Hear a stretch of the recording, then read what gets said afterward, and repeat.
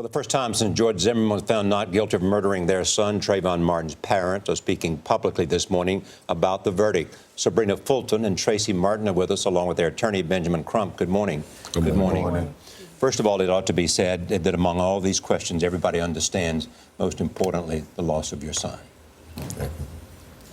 And you have to answer these questions. I mean, you don't have to, but it's part of a process that you are going through. What is it you most want us to understand before we talk about the particulars of this verdict?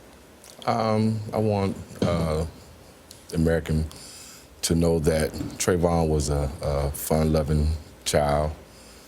He was our child. We miss him dearly. Just to have your child's life taken away from you like that, it hurts, and it's a process that will take a long time to start the recovery from. And how are you feeling, Sybrina, after the verdict? I was in a bit of shock.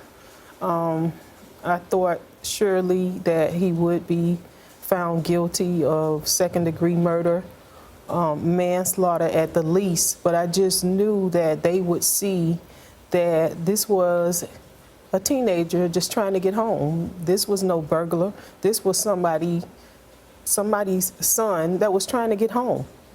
You were stunned by the verdict. I was stunned, absolutely. I couldn't believe it.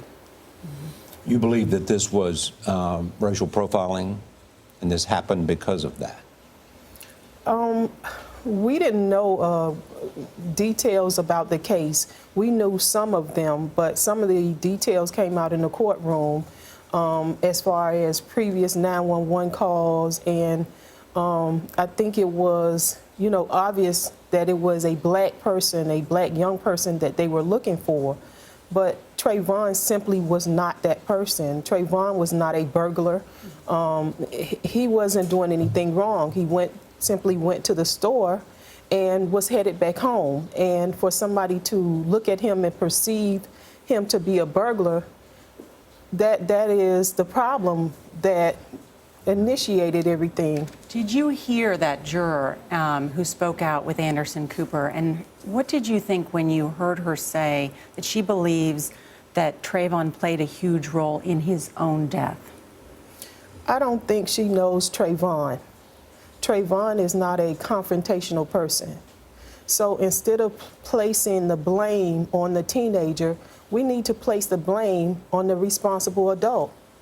There were two people involved. We had an adult that was chasing a kid, and we had the kid who I feel was afraid.